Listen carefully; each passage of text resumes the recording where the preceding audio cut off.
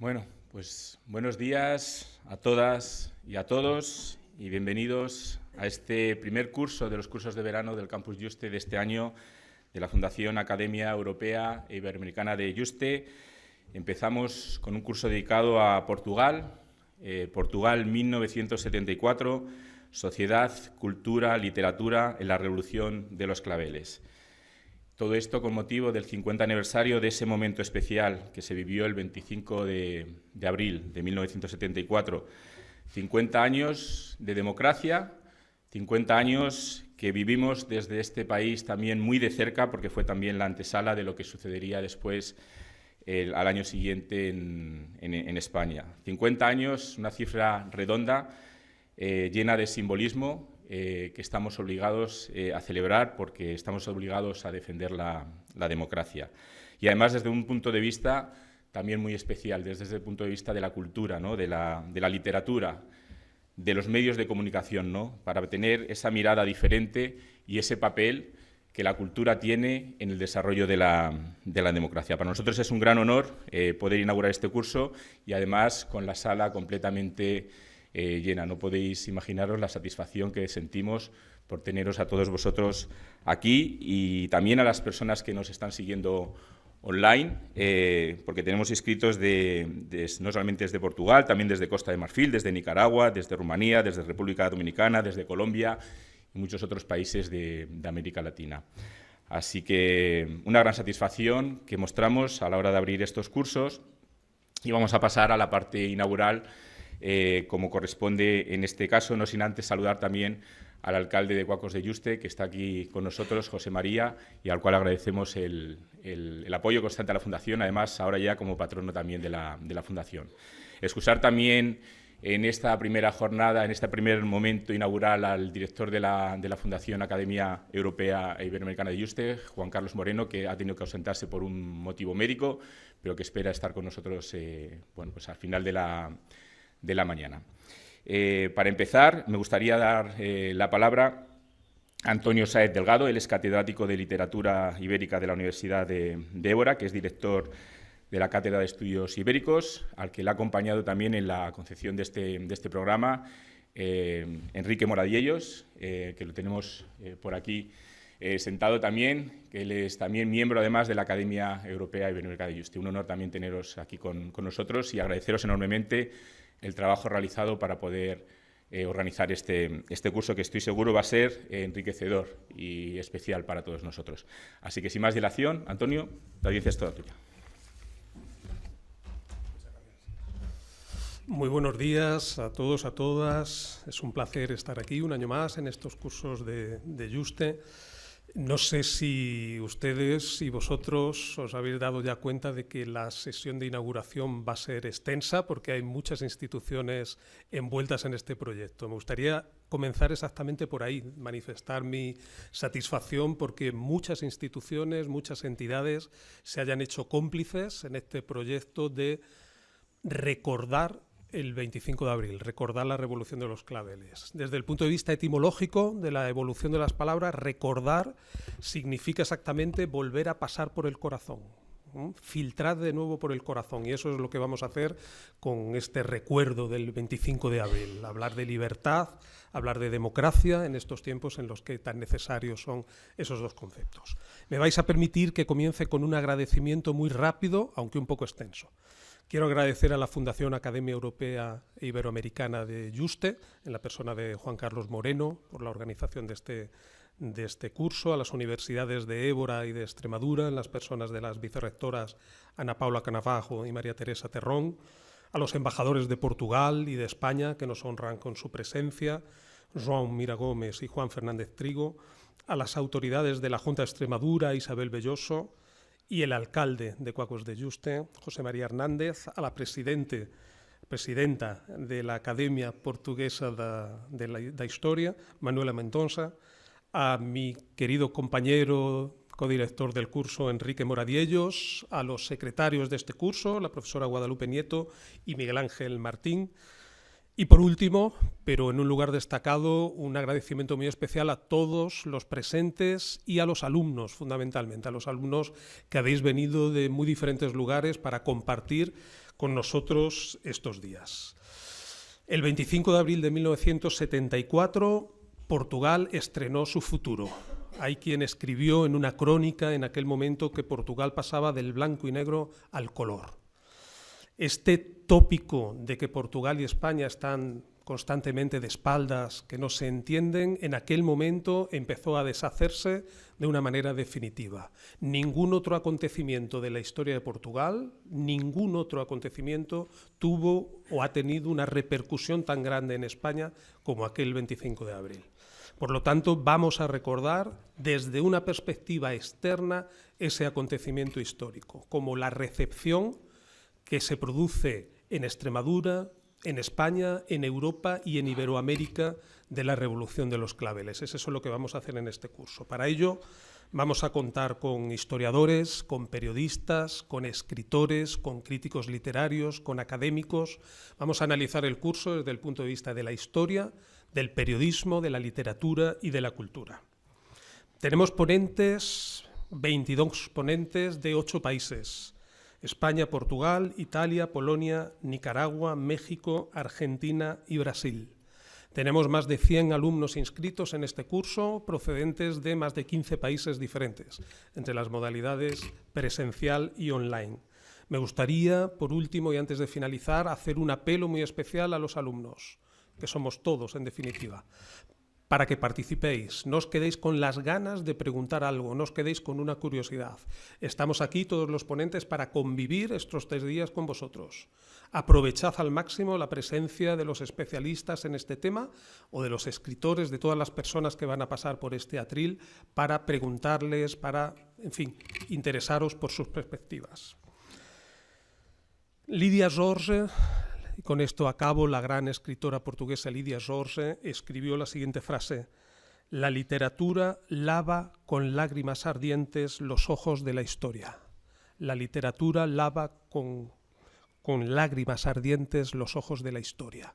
Eso es algo muy parecido a lo que vamos a intentar hacer durante este curso. Vamos a intentar lavar a través del calor de la cultura, de la literatura, del arte, de la fotografía, del pensamiento, ese acontecimiento histórico que fue el 25 de abril y la Revolución de los Claveles. Vamos, en definitiva, algo así como todos y cada uno de nosotros, renovar los votos de aquel acontecimiento, de aquel grito de libertad y democracia. Muchas gracias.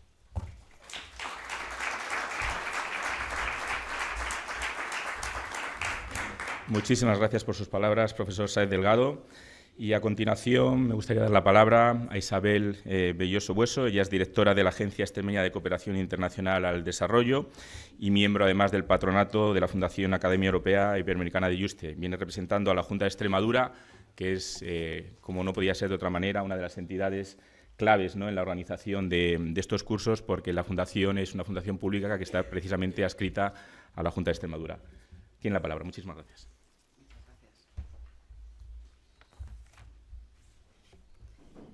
Pues muchas gracias. Buenos días.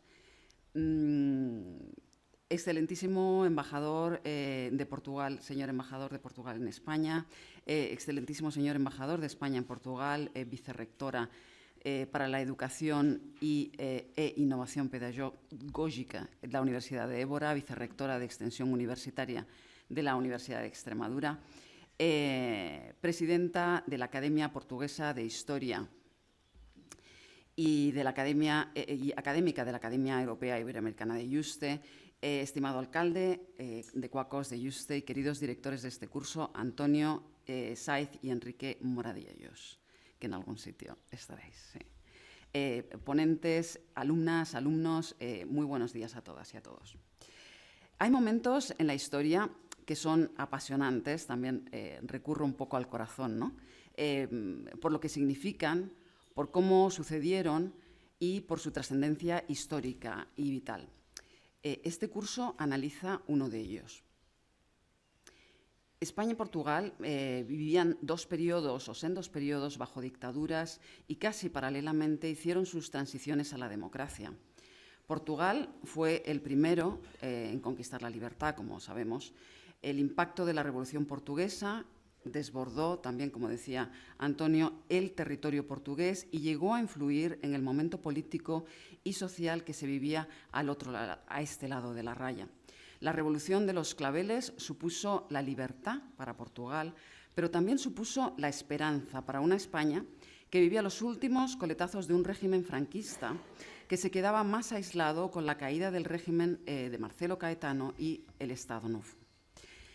Esta identificación, este camino hacia la democracia en Portugal, produjo que esa frontera que querían hacer de acero desde este lado empezara a ser porosa y para los aires de libertad. Y sin duda, la Revolución Portuguesa influyó después en nuestra transición española.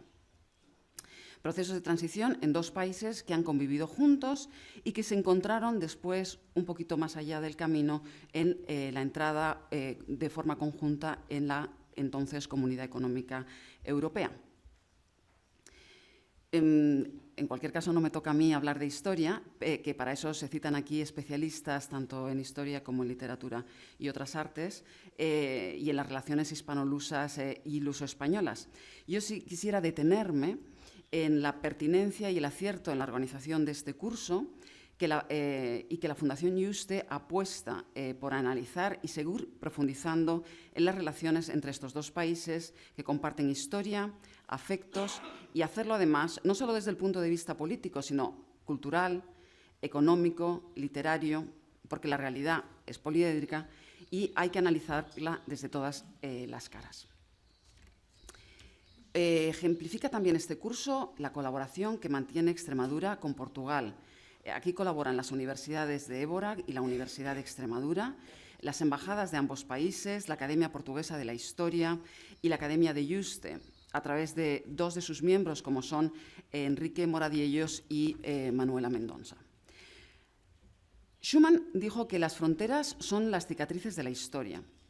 La raya que separa España y Portugal es la frontera más antigua, más extensa y la más estable de la Unión Europea. En Extremadura hemos sabido borrar esa raya que si en un tiempo nos separó y estuvimos de costas voltadas, hoy es una línea que nos une inseparablemente.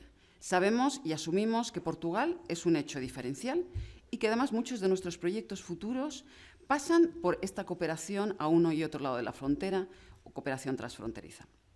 Extremadura es una tierra orgullosa de su pasado y, sobre todo, de su presente y del futuro que construye. Extremadura es europea, es americana y es fronteriza. Y este curso servirá para seguir conociéndonos, seguir mirándonos de cara a la raíz de un momento histórico que se abrió a un acto revolucionario en la forma, en el fondo, y que transformó al país vecino y nos transformó también a nosotros. Como digo, Extremadura se construye también desde el punto de vista transfronterizo. Extremadura conforma junto con Alentejo y Centro una eurorregión y que a través del Gabinete de Iniciativas Transfronterizas de la Junta de Extremadura se provocan también y se catalizan todo tipo de relaciones y proyectos de cooperación entre Extremadura y Portugal. Extremadura tiene además un plan Portugal para la enseñanza de la lengua de Camões en el sistema educativo extremeño y es la región española con un mayor número de estudiantes de esta lengua. Aquí, por ejemplo, en Extremadura sabéis, y me imagino que muchos de vosotros habéis estado, sois alumnos de portugués, celebramos también el Día de Portugal. Estos son solo ejemplos para demostrar la estrecha relación que esta región tiene con Portugal. Me gustaría invitaros a todas las alumnas y a los alumnos a que disfrutéis de la experiencia de Campus Juste. Me sumo también a las palabras de Antonio cuando dice es una oportunidad única también para intercambiar conocimientos con otros estudiantes y también con las expertas de otras latitudes. Todo ello en un marco histórico y natural único, que es el monasterio de San Jerónimo de Juste, el lugar donde hace más de 5 siglos el rey emperador Carlos V, casado con Isabel de Portugal, soñó con una Europa unida. Más de 500 años después, en el mismo lugar, seguimos construyendo una Europa unida y demostrando que la misión de borrar las fronteras y en particular la nuestra, es una misión compartida por todas y todos a quienes este curso congrega. Sin más, muchas gracias.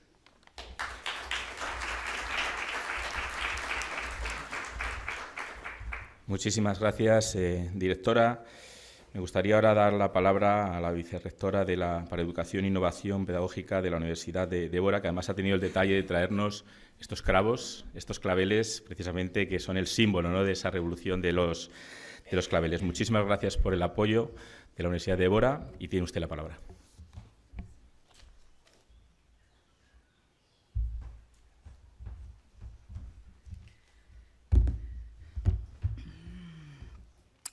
Buenos días a todos, a todas, senhores embaixadores, todas as autoridades académicas, civis, senhor alcaide, colegas que aqui estão de outras instituições, quem organiza este encontro, estimados estudantes que enchem esta sala.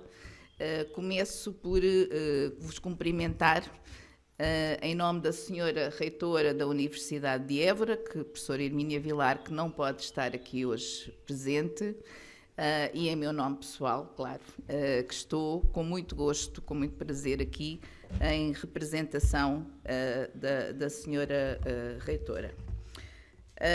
Eu vou procurar não gastar muito tempo, mas queria começar por agradecer à Fundação IUST, Academia Europeia e Ibero-América, que promove este evento, esta oportunidade de colaboração com a Universidade de Évora, em particular na pessoa do muito estimado professor António Saez Delgado, que tem vindo, enquanto diretor da Cátedra de Estudos Ibéricos ao longo dos anos, a robustecer este diálogo ibérico, esta relação institucional que muito nos honra, com este diálogo, como dizia, de pendor científico e humanista.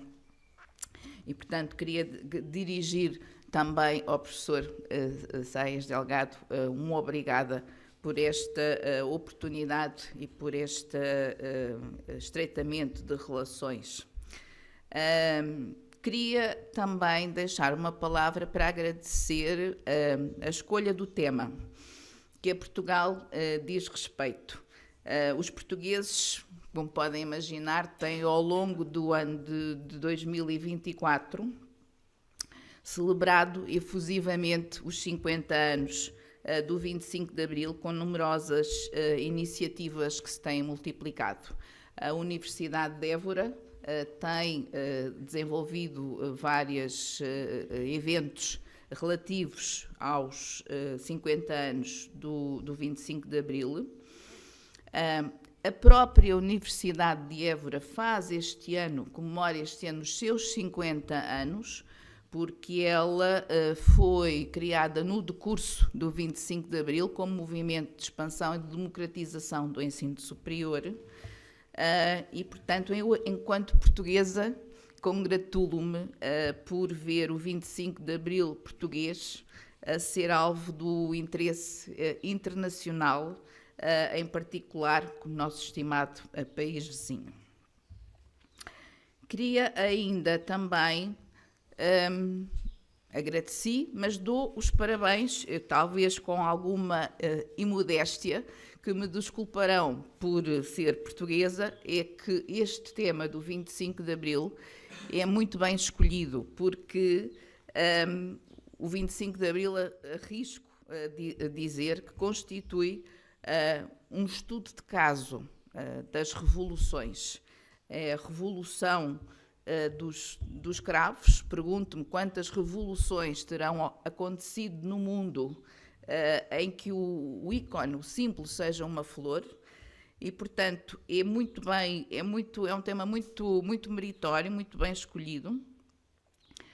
O 25 de Abril é um marco histórico, como há bocado já sublinhou o professor Saez, mais relevante do século passado, e nos tempos mais recentes, com consequências muito marcantes ao nível da evolução da vida do país.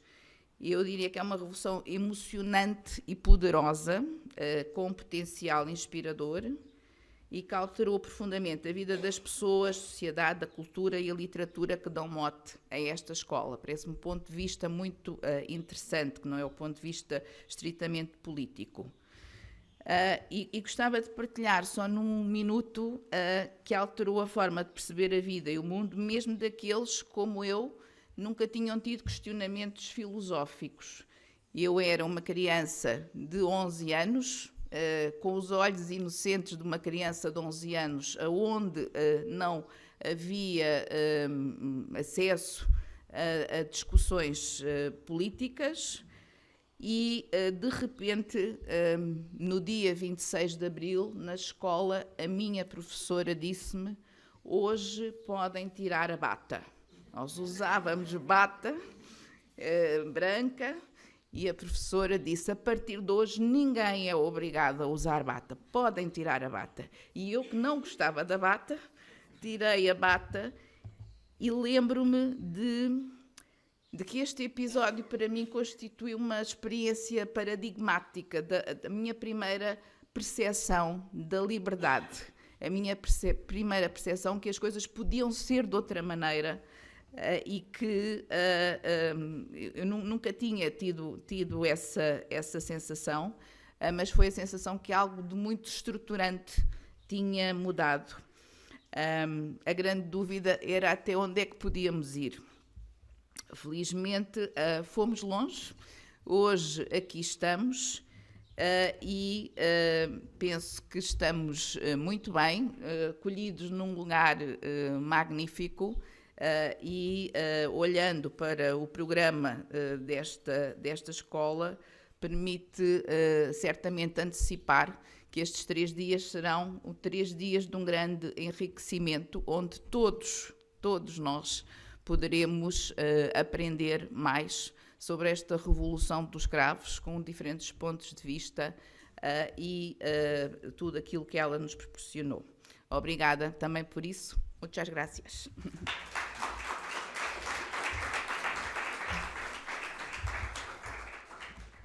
Muchísimas gracias, querida vicerrectora, y muchas gracias también porque nos ha demostrado con su discurso, sus palabras pausadas, lo cercanos, ¿no?, que están el idioma portugués y el castellano, ¿no?, y cómo muchas veces precisamente la velocidad es la que no nos permite comunicarnos de manera seria, y cómo cuando hablamos de manera pausada, incluso aunque sean idiomas diferentes, podemos llegar a entendernos. También la voluntad hace muchísimo. A continuación, y la verdad con todo el cariño del mundo, porque son ya muchos los años que llegamos trabajando juntos como miembro de la Academia Europea Iberoamericana de Yuste, pero también como presidenta de la Academia Portuguesa de Historia de Portugal. Me gustaría introducir a la profesora Manuela Mendonça, que es además directora de honor de este curso, además confrade también, porque compartimos academia, y el gran honor que para nosotros supone que la presidenta de la Academia de Historia de Portugal esté presente hoy en este curso y haya aceptado también esa dirección de honor de este curso. Además, conscientes también del esfuerzo que ha hecho para poder estar con nosotros aquí esta mañana. Querida Manuela, querida presidenta, la audiencia es toda suya.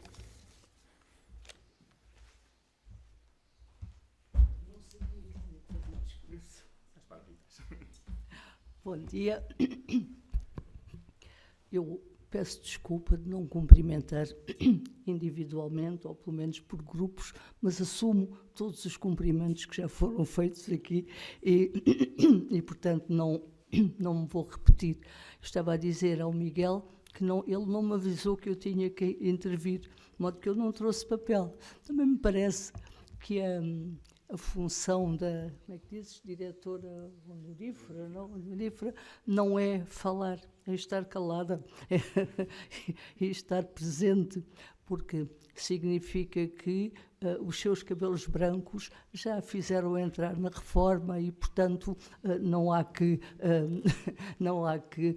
amassar-vos muito com as conversas. Em qualquer circunstância, não poderia deixar de tomar a palavra ou de assumir a palavra, já que me a deram, para dois aspectos fundamentais. O primeiro é felicitar e agradecer à Academia Europeia de Justiça, ao Miguel, eu digo sempre, porque ainda sou das antigas em Justiça, não é? O Ibero-América não estava cá, agradecer realmente esta distinção, este convite, mas felicitá-lo também por a iniciativa de mais um curso de verão, e desta vez que nos diz tanto, pois que nos traz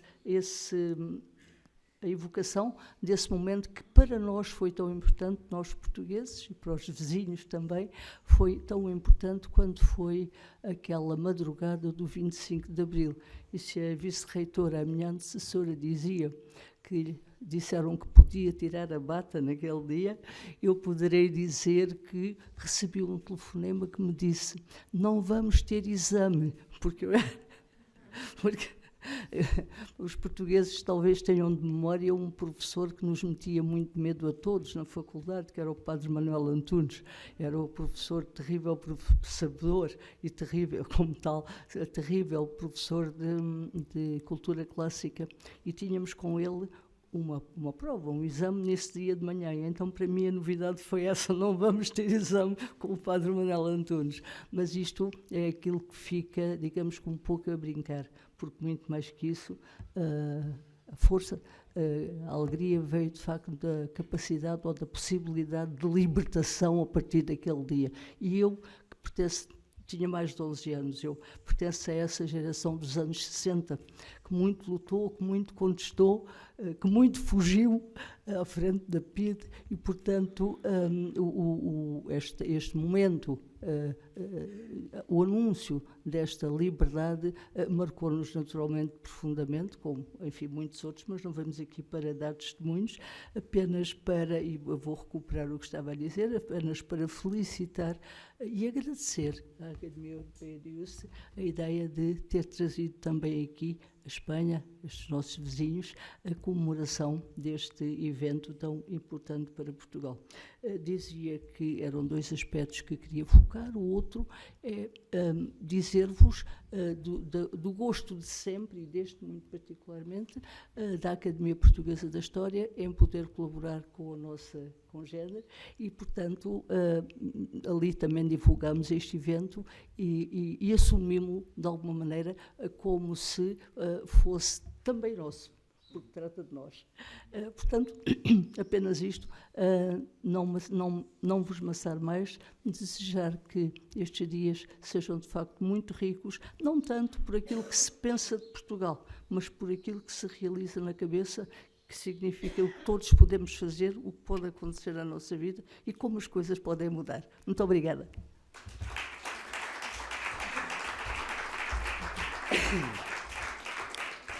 Muchísimas gracias, querida Manuela.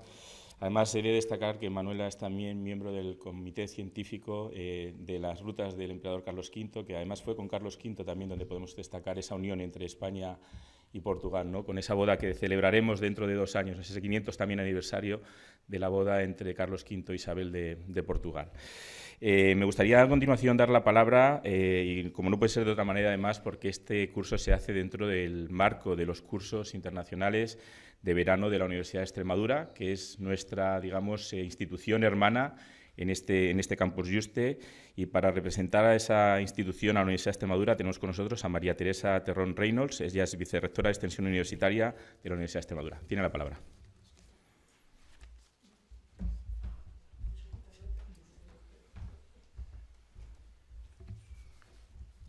Buen día, buenos días.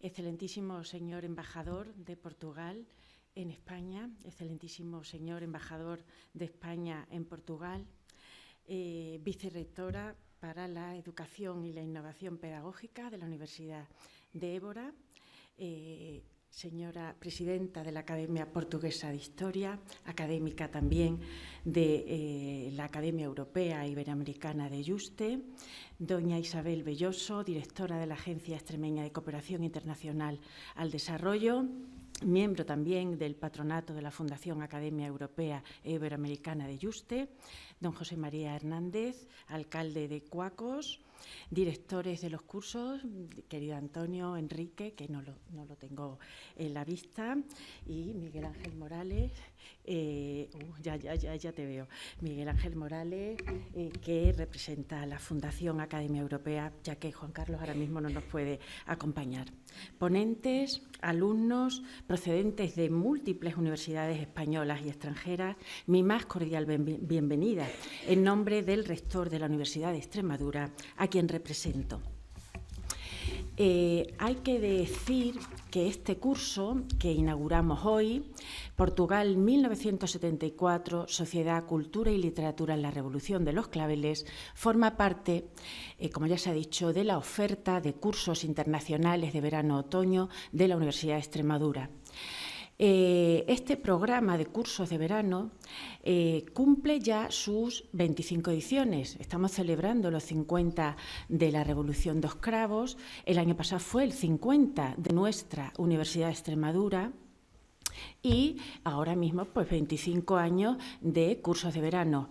Unas bodas de plata que también queremos conmemorar, y en este año ponemos a disposición de la sociedad un total de 24 cursos a desarrollar entre los meses de julio y octubre, abordando una amplia temática en los ámbitos científicos, tecnológico, humanístico y social.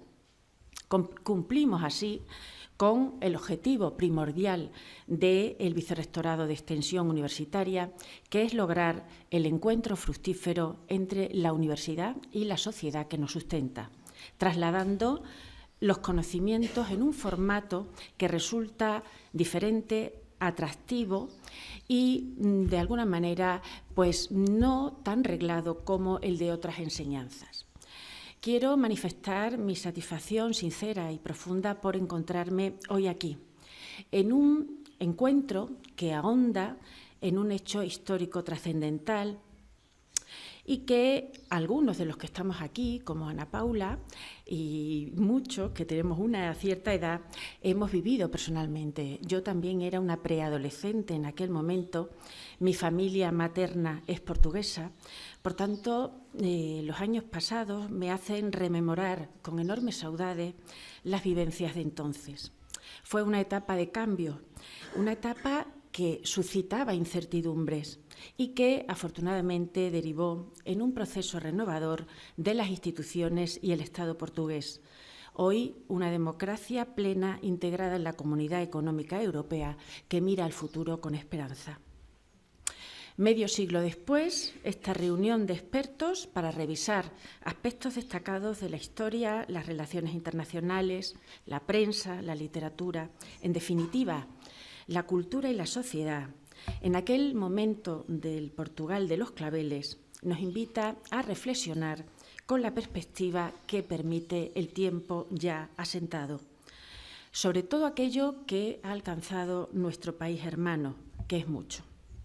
Analizar el pasado reciente para construir un mejor futuro se convierte en una obligación para las instituciones como la nuestra, comprometidas en el avance de la sociedad contemporánea.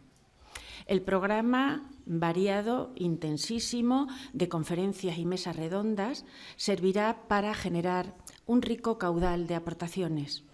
Un panorama que fija desde la Fundación Academia Europea e Iberoamericana de Yuste la fértil revisión de unos hechos que fijan el inicio de lo que hoy es el Portugal contemporáneo, que discurre casi en paralelo con la historia de la transición española. Tienen por delante 3 días de trabajo intenso que les va a permitir convivir en este espacio simbólico, cargado de historia. Mi enhorabuena a los investigadores que reciben el apoyo necesario a través de las becas de las que son beneficiarios, y mi felicitación también a los directores del curso y a la Fundación Yuste por la organización de este encuentro. Muchas gracias.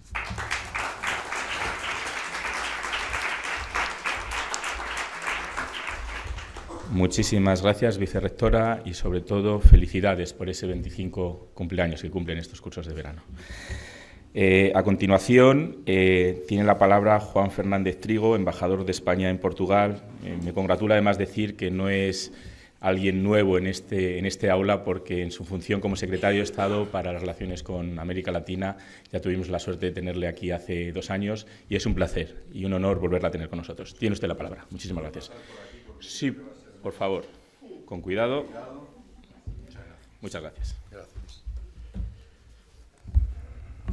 Buenos días a todos, señor alcalde, señora directora de cooperación de la Agencia Extremeña, señora presidenta de la Academia Portuguesa de la Historia, señora vicerrectora de la Universidad de Évora, señora vicerrectora de Extensión Cultural de la Universidad de Extremadura, querido Joao, embajador de Portugal en España, queridos amigos todos.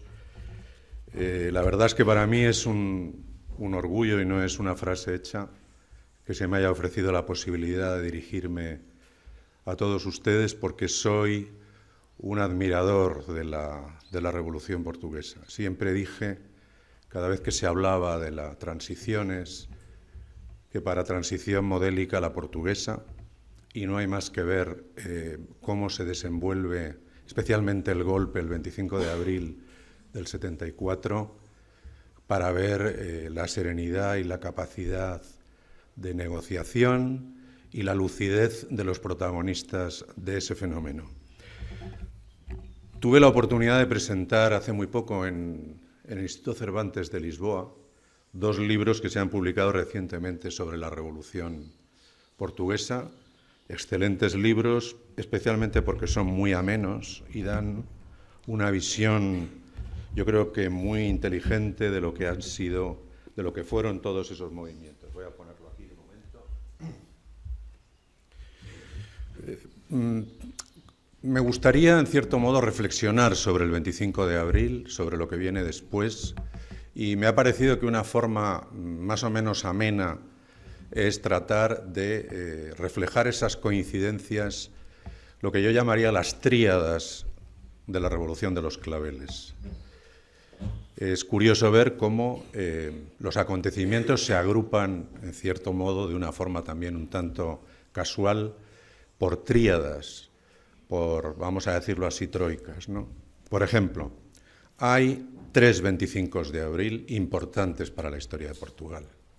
El 25 de abril del 74, donde se produce el golpe de los capitanes, que evidentemente da lugar a todo un proceso revolucionario. El 25 de abril del año 75, donde se producen unas elecciones a la Asamblea Constituyente para elaborar la Constitución, en donde ya el Partido Socialista y Mário Soares aparecen como unos elementos destacados que van a reorientar todo ese proceso en un sentido de moderación.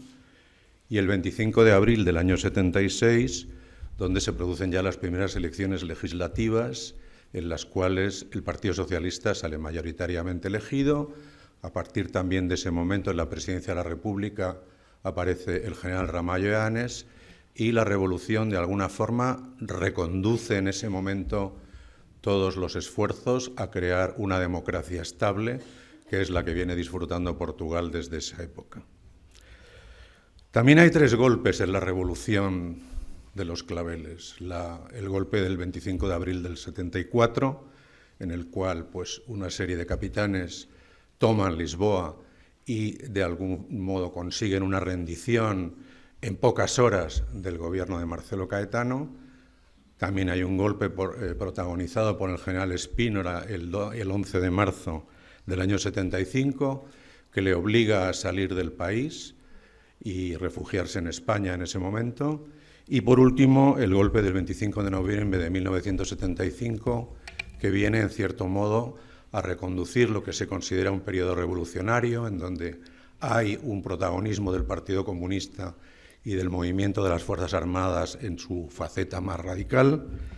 Y a partir de ahí, como decía, se produce todo un proceso de reconducción.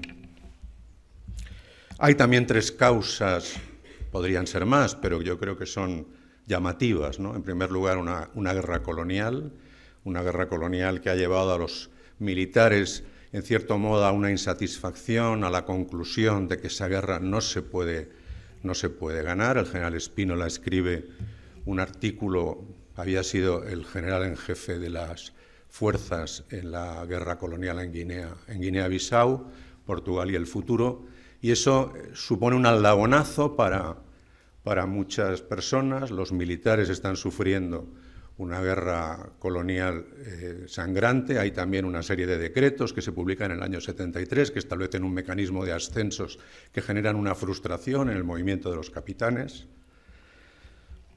Hay también una situación de atraso económico en el país, hay unas demandas sociales que satisfacer, por eso en un primer momento la revolución, cuando sale a la calle durante 2 años, hay todo un proceso de incautaciones de empresas, de comisiones de trabajadores, nacionalizaciones, ocupaciones de tierras, comisiones de moradores, es decir, personas que estaban sin casa y que ocupaban determinados barrios. Todo eso lleva, en cierto modo, a explicarse el por qué hay un proceso entre el año 74 y el 76 de un cierto radicalismo, y yo creo que también hay un hartazgo de la sociedad portuguesa respecto a una institución como la PIDE, la Policía Política, que, en cierto modo, había sido capaz de crear una sensación de terror. Por eso, 3 son también los mensajes del movimiento de las Fuerzas Armadas en el momento de la toma de Lisboa. Las 3 Ds. Hay que democratizar Portugal, hay que descolonizar y también hay que desarrollar. Hay 3 militares importantes en el proceso del golpe, que yo creo que, evidentemente, fueron muchos más, pero que yo creo que simbolizan lo que sucede el 25 de abril del 74. Por una parte, Otelo Saraiva de Carvalho, que está en el cuartel de Pontiña, desde donde dirige un poco el movimiento de las fuerzas, de los tanques.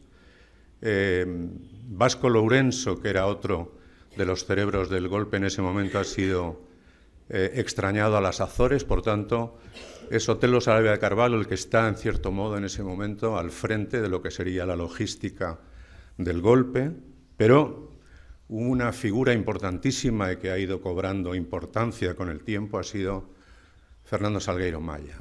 Es el militar que saca de la Escuela Práctica de Caballería de Santarém los tanques a las órdenes de Saraiva de Carvalho, que ocupa el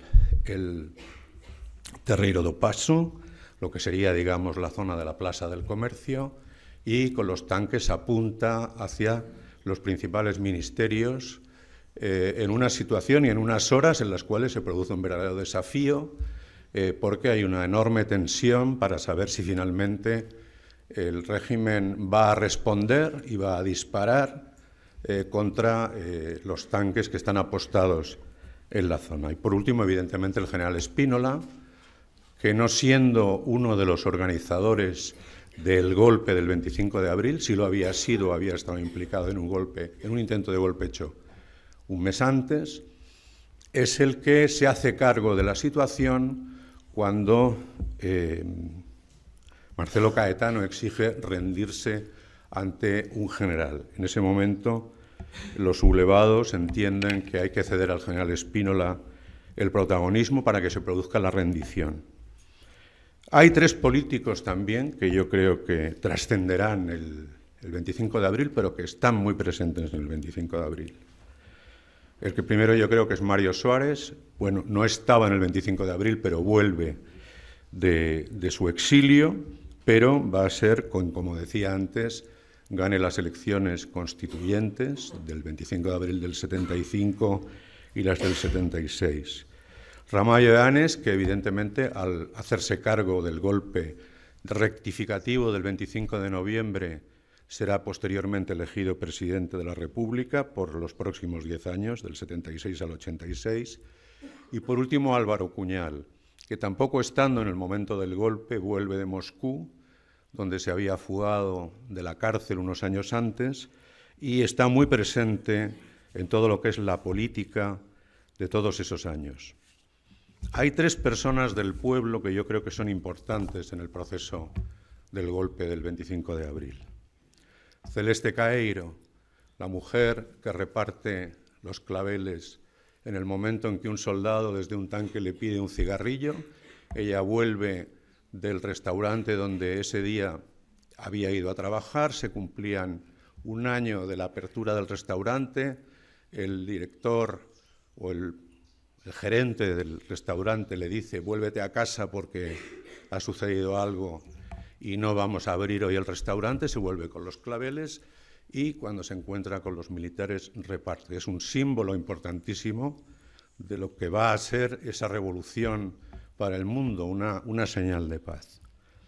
José Alves Costa, el tanquista que estando en un tanque a las órdenes de las fuerzas que todavía son leales a Marcelo Caetano, se niega a disparar, le dan la orden, después de haber arrestado a un compañero suyo que también se niega a disparar, él se mete en el tanque, cierra las escotillas y le dice a sus compañeros: aquí no nos va a pasar nada, pero no vamos a disparar contra nadie.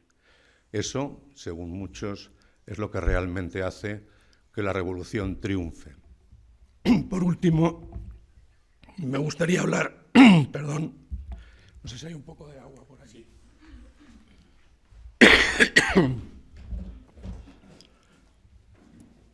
Por último, y hablando también del pueblo, pese a que los militares advierten a la población de que no conviene que salgan a la calle, el pueblo de Lisboa sale espontáneamente. Muchas gracias. El pueblo de Lisboa sale espontáneamente y en un momento determinado, cuando le preguntan a Fernando Salgueiro Maya, los periodistas: ¿creen que esto va a salir adelante? Salgueiro Maya contesta: sí, porque tengo al ejército, tengo a la Fuerza Aérea, y Carlos Beato, uno de sus lugartenientes, le dice: mi capitán, también tenemos al pueblo. Yo creo que eso es lo que en ese momento desata la euforia. El pueblo de Lisboa sale a la calle y está con los representantes militares que se han hecho cargo de la situación. Bueno, 3 canciones importantes. La canción de Eurovisión, que había resultado perdedora y que había presentado Portugal ese año, es la que sirve para que a las 11 menos 5 de la noche todos se preparen. Saraiva de Carvalho había decidido que esa canción tenía que emitirse a las 11 menos 5 de la noche. Eso quería decir, la canción se llamaba E depois dos adeus. A las 11 menos 5 quería decir que estaba todo en marcha. A las 12 y algo se emite Grândola Vila Morena por Radio Renascença. Y yo me atrevo a decir que seguramente la tercera canción más oída debieron ser algunas de las canciones del Partido Comunista en todo ese proceso en el cual, pues desde la Internacional Socialista, Avante Camarada, en fin. 3 embajadas que me parece que también tuvieron un cierto protagonismo, o por lo menos vivieron la revolución de los claveles con cierta intensidad. La Embajada de los Estados Unidos, evidentemente preocupada por el desenvolvimiento de unos acontecimientos en los cuales, en los años de la Guerra Fría, la preocupación porque un movimiento comunista pudiera triunfar en un país europeo, además miembro fundador de la OTAN. Hay también unas dudas por parte de Henry Kissinger, que tilda a Mario Soares del Kerensky de esta revolución, es decir, al que dentro de poco los bolcheviques se lo van a comer, como le ocurrió a la Revolución Rusa. Se equivocaron, es verdad que el embajador Carlucci tuvo también un papel, digamos, de cierto convencimiento de que había que ser flexibles y entender la situación. Una embajada en un primer momento ausente, como la embajada soviética. Hay que tener en cuenta que los rusos, los soviéticos, no tenían relaciones diplomáticas con el régimen de Salazar y solo se establecen relaciones diplomáticas a partir del 9 de junio del 74, es decir, cuando ya la revolución lleva 2 o 3 meses en marcha. No cabe duda que seguramente esa embajada debía de tener su importancia en los acontecimientos posteriores. Y la Embajada de España, que evidentemente tuvo también cierto protagonismo como consecuencia de que en septiembre del 75 se produjeron los últimos fusilamientos del régimen de Franco, y a partir de ahí las fuerzas populares ocupan la embajada y un saqueo que tuvo una cierta trascendencia y que, también debo decir, inmediatamente el gobierno portugués indemnizó y satisfizo las demandas, y hoy en día tenemos la embajada que tenemos gracias a la generosidad del gobierno de Ramallo Eanes. 3 primeros ministros en el proceso revolucionario. El primero, Palma Carlos, que se hace cargo de un gobierno de concentración en el que también participa la derecha, en la que estaba Sá Carneiro, el que luego sería primer ministro, posteriormente también fallecido. En ese momento, Spínola es presidente de la República. Palma Carlos durará poco, desde mayo del 74 hasta julio del 74. Posteriormente, Vasco Gonçalves, que puede considerarse como el más longevo de todos los primeros ministros durante la Revolución, el que se hace cargo con unos planteamientos estalinistas, comunistas, y que de alguna forma está al frente de los momentos quizá más radicales de todo el proceso revolucionario, entre los gobiernos, el segundo gobierno y el quinto gobierno provisional. Y finalmente el almirante Piñeiro de Acevedo, que es el que está en la última fase preconstitucional y que yo creo que hace un trabajo ya de mucha más autocorrección dentro de lo que serían los últimos meses antes de las elecciones del 76. 3 presidentes: Spínola, Costa Gómez y Ramallo Eanes. Y luego yo diría 3 efectos para España. En primer lugar, la Unión Militar Democrática, que no llega muy lejos, pero que es un intento de crear en el seno de las Fuerzas Armadas españolas un movimiento de las Fuerzas Armadas en paralelo, que inmediatamente es detectado por los servicios militares españoles y van prácticamente a la cárcel todos sus integrantes. El ofrecimiento, según se ha sabido ahora, después de liberar determinados documentos por parte del Departamento de Estado, de que Carlos Arias Navarro, último presidente del gobierno de Franco, se ofreció a los norteamericanos para intervenir en Portugal para parar los excesos de la revolución, de una forma un tanto ridícula, pero ahí consta. Y por último, es muy probable que la influencia de la Revolución Portuguesa tuviera unos efectos en el convencimiento por parte de las fuerzas franquistas de que convenía hacer algún tipo de esfuerzo por llegar a una transición pactada para que el ejemplo portugués no pudiera de alguna forma desalojarlos del poder si las cosas se desenvolvían de una forma parecida. Finalmente, me gustaría simplemente señalar que creo también en 3 adjetivos, sobre todo del golpe del 74. Es un golpe pacífico, es verdaderamente extraordinario que...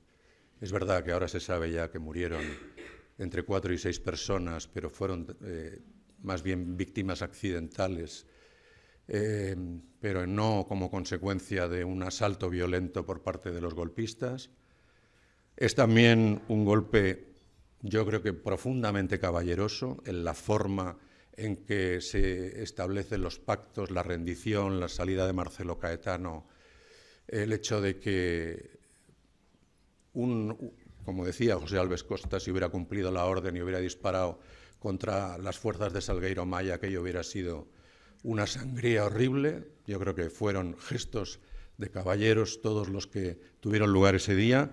Y por último, fue una revolución extraordinariamente popular, y yo creo que todo eso hay que reconocérselo al 25 de abril. Muchas gracias.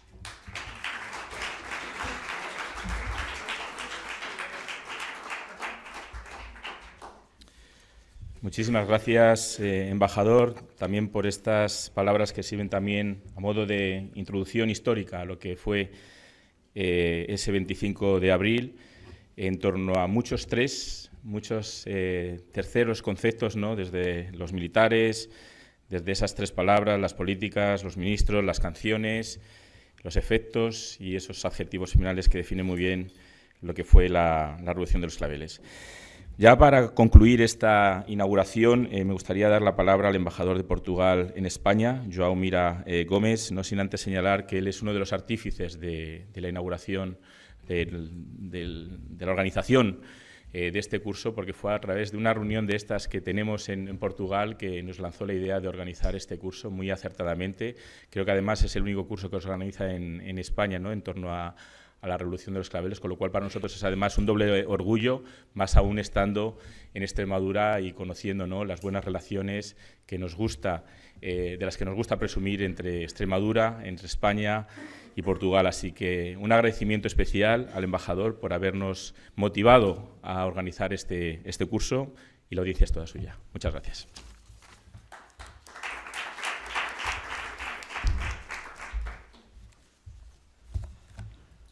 Muito bom dia, buenos días a todos, un gran gusto estar aquí y quería empezar por agradecer y saludar a distintas personas, y en realidad la primera quería saludar y agradecer a mi querido amigo y colega, embajador de España en Portugal, Juan Fernández Trigo, no solamente por tu presencia, pero también por esta conferencia preinaugural que nos has dado, y que ha sido fantástico. Yo creo, muchas gracias por eso. El tema es un tema fascinante. Yo podría quedarme aquí más de una hora hablando sobre mi experiencia del 25 de abril. También tenía un examen y que no lo tuve y me quedé muy contento, porque en realidad es un tema fascinante. Pero yo voy a ser más breve porque ya vamos un poco cortos de tiempo.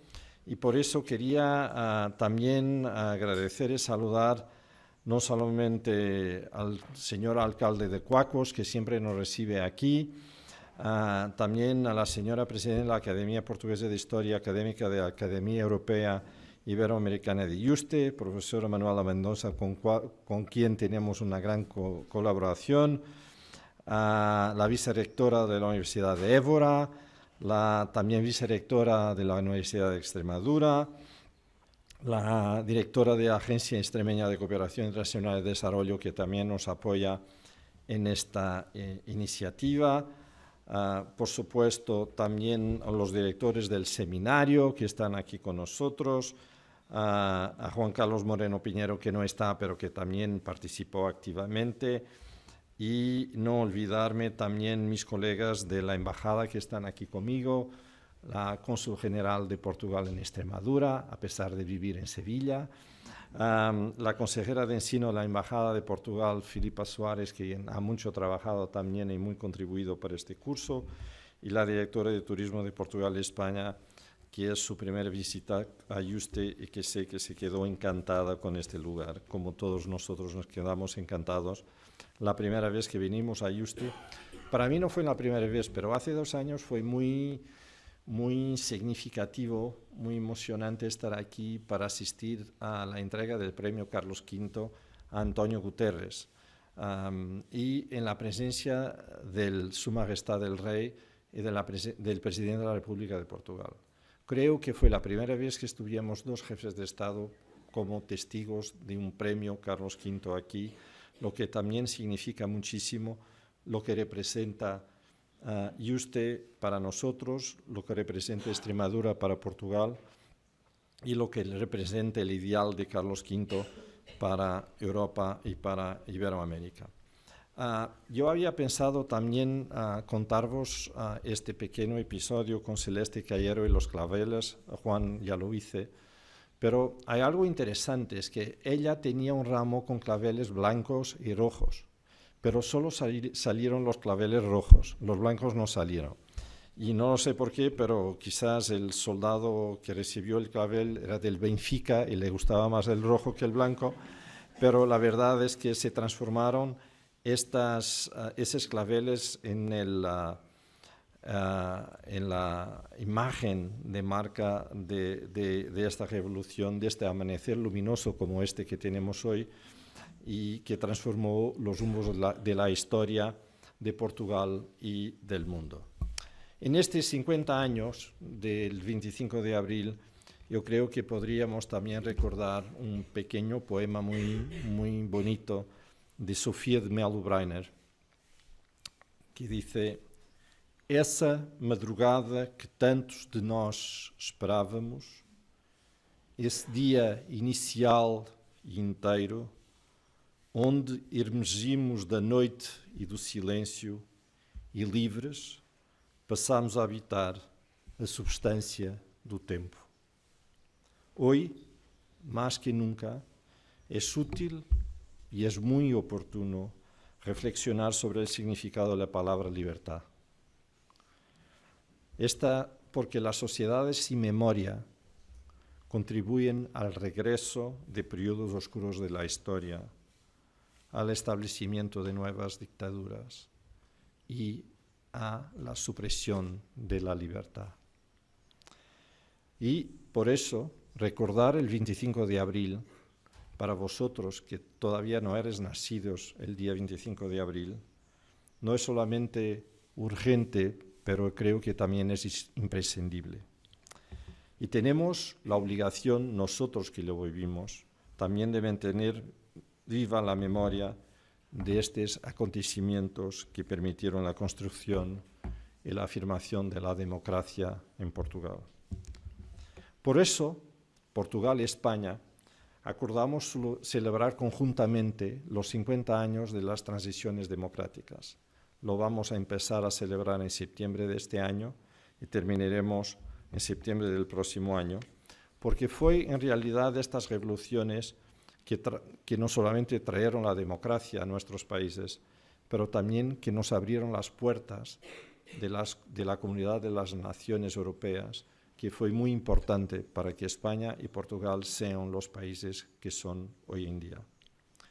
El 25 de abril también significó libertad para los países de lengua portuguesa, cuyos máximos representantes estuvieron en Lisboa hace pocas semanas para las celebraciones del 50 aniversario de la Revolución, porque fue el 25 de abril también que permitió la construcción de un espacio político, económico, cultural y social más justo, más igualitario y con más color.